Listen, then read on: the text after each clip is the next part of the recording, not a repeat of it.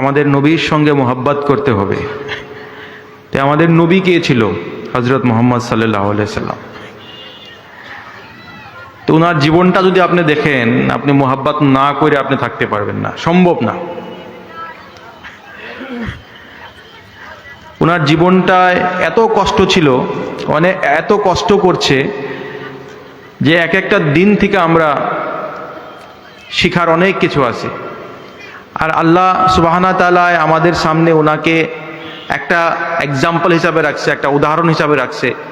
ওনার জীবনে যা কিছু হয়েছে আমাদের জন্য একটা উদাহরণ, যে আমরা জীবনে কি করতে পারি, কিভাবে আমরা অনুপ্রেরিত হতে পারি। উনি জন্ম নেওয়ার আগে ওনার বাবার ইন্তেকাল হন। 6 বছর বয়স ওনার মার ইন্তেকাল হন।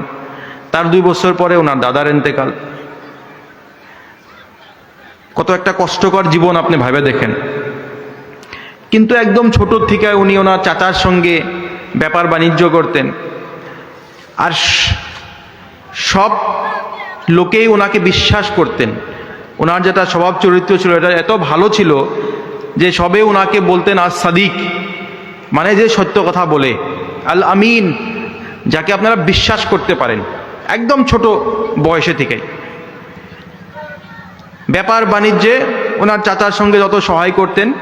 আর ওনাকে ইভেন কুরাইশরা, যারা নাকি অনেক ধনী একটা জাতি ছিল, আর যাদের সঙ্গে নাকি 40 বছরের পরে যখন কোরআনটা নাজিল হয়, তখন ওনাদের সঙ্গে অনেক ক্ল্যাশ, কুরাইশ জাতির সঙ্গে অনেক, কিন্তু তারাও কিন্তু ওনাকে বিশ্বাস করতেন। মানে ওনার স্বভাব চরিত্র সবাই জানতেন যে ইনি ভালো লোক, সত্যবাদী লোক, আর সাদিক আল আমিন। যে প্রেক্ষাপটে ওনার জন্ম হয়েছে, যে জায়গায় মক্কা যখন ওনার জন্ম, সেই সমাজটায় অনেক খারাপ কাজ হইতো। এরকম কোনো খারাপ কাজ নাই যে মক্কাতে হয় না তখন। উদাহরণস্বরূপে মেয়ের জন্ম হওয়ার সঙ্গে সঙ্গে অনেক মেয়েদেরকে মেরে ফেলে হতো, কবর দেওয়া হতো, ফিমেল ইনফ্যান্টিসাইড বলে বলা হয় যাকে। মা বোনের কোনো ইজ্জত ছিল না, কোনো সমাজে কোনো সমতা ছিল না, মহিলার কোনো ধরনের কোনো মর্যাদা ছিল না সে সমাজে। যে ধনী সে গরিবকে অনেক অত্যাচার করত।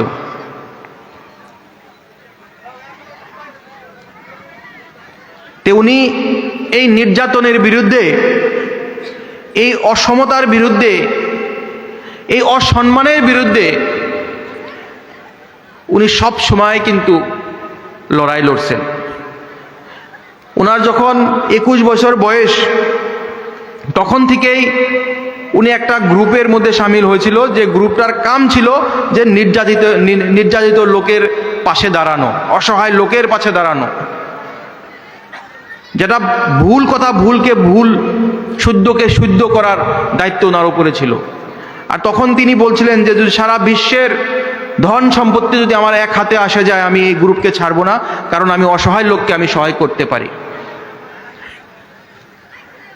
ওনার সবচেয়ে যেটা অনেক প্রিয় দোয়া ছিল, কিন্তু একটা দোয়া ওনার মুখে সব সময় ছিল।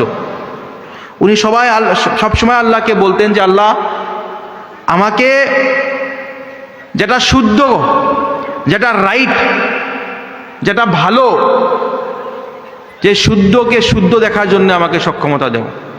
যেটা ভুল, রং, খারাপ, ওটাকে খারাপ হিসাবে, ওটাকে ভুল হিসাবে দেখার আমাকে সক্ষমতা দাও। আমরা তো সবাই সমাজের একটা অঙ্গ, তাই না? আমরা কিন্তু অনেক সময় আমরা বুঝতে পারি না যে ভুল কি, শুদ্ধ কি, ভালো কে, খারাপ কে। আমাদের হুজুর ওটা একটা প্রিয় দোয়া ছিল যে বস্তুটা যেরকম, যে সিচুয়েশনটা যেরকম, আমাকে অ্যাজ ইট ইজ আমাকে দেখার জন্য আমাকে সক্ষমতা দাও। আর কোরআন নাজিল হওয়ার আগে, যে আমি আপনাদেরকে বললাম যে এত বেশি অন্যায় অত্যাচার সমাজে, এত বেশি সমস্যা ছিল মক্কার সমাজে, যে তিনি 5 কিলোমিটার দূরে একটা পাহাড় ছিল আন-নূর, সে পাহাড়ে একটা গুফা ছিল, হীরা, সে গুফার নাম ছিল কেভ হীরা। পাহাড়ের উপরে অনেক, আপনি যে যারা হজে গেছেন আপনারা জানবেন, আমি আল্লাহ এখনো আমাকে হজে নেয় নাই, আপনারা দেখবেন যদি যে যে যে কেউ হজে গেছেন মুরব্বীরা, যে ওরকম একটা গুফাতে উনি বৈশা উনি ধ্যান করতেন, দিনের পর দিন উনি ধ্যান করতেন। রমজান মাসটা পুরো করে উনি ধ্যান করতেন। অল্প কিছু খাবার নিয়ে গেতেন, পানি অল্প নিয়ে গেতেন। যদি কোনো গরিব লোক দেখতেন রাস্তায়, উনি দিয়া পেটে কিছু না থাকলেও উনি ধ্যান করতেন, চোখ বুজা উনি এই সমস্যার বিষয় উনি ভাবতেন। সমস্যা কিভাবে নিবারণ করতে যায়, কিভাবে সমস্যার সমাধান করতে যায়, ওনার মগজে সবসময় এই বস্তুটা তখন ছিল। আর ওরকম একটা দিনে আপনারা জানেন যে জিবরিল আল্লাহ সাল্লাল্লাহু আলাইহি ওয়াসাল্লামের থ্রুরে আল্লাহ ওনার উপরে কোরআন নাজিল করেন। আর কোরআন নাজিল করার পরে তিনি যখন আমাদের নবী যখন ইসলামটা জনগণের মাঝে নিয়ে যান, তখন ওনার উপরে অনেক অন্যায় অত্যাচার হয়েছে, অনেক অন্যায় অত্যাচার হইতো ওনার উপরে। ওনাকে মাইরা ওনার মাথা ফাটিয়া দিছেন, ওনার উপরে আবর্জনা ঢাইলা দিছেন, ওনাকে মারার জন্য ষড়যন্ত্র চলতো। তো আমরা কি বুঝতে পারি আমাদের নবীর জীবন থেকে, যে যদি আপনি একটা ভালো কথা বলেন, আপনার বিরুদ্ধে কিন্তু অনেক অন্যায় অত্যাচার হবে, আপনার বিরুদ্ধে কিন্তু অনেক ষড়যন্ত্র হবে, আপনাকে বদনাম করার কিন্তু অনেক রাস্তা বেড়ে যাবে।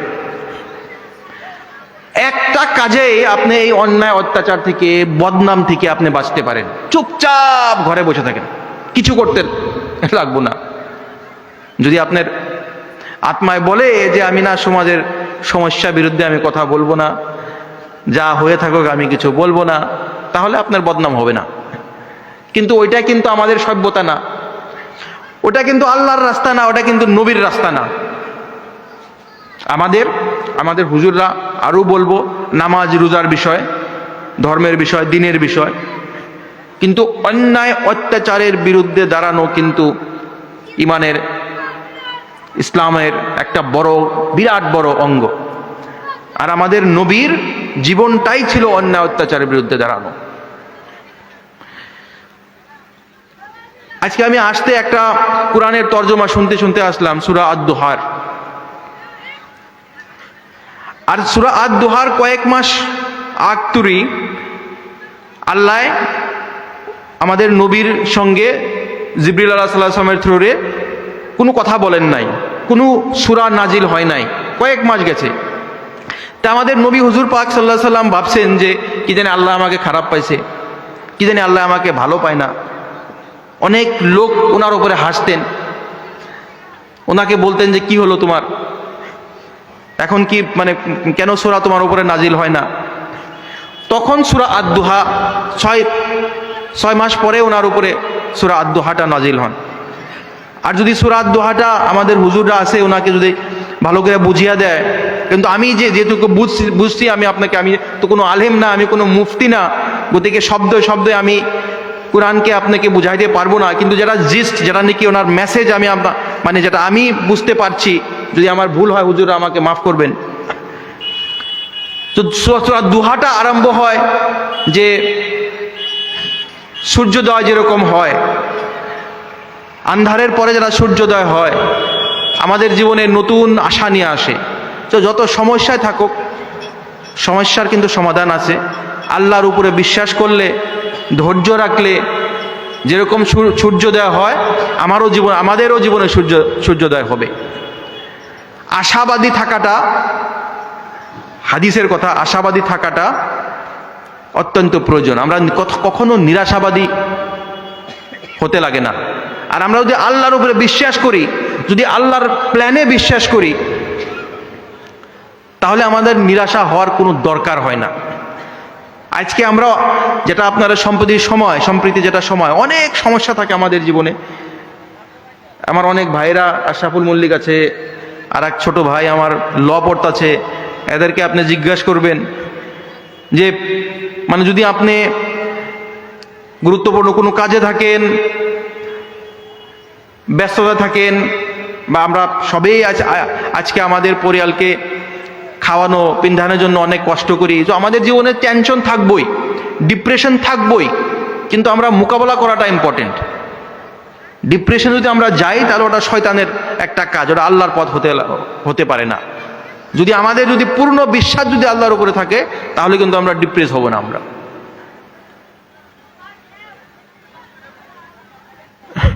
তো ওই কথাটা আমি আপনাদের সামনে ভাবছি যে যেটা আমি শুনলাম তর্জমাটা সূরা আদ-দুহার আপনাদের সামনে রাখার চেষ্টা করব।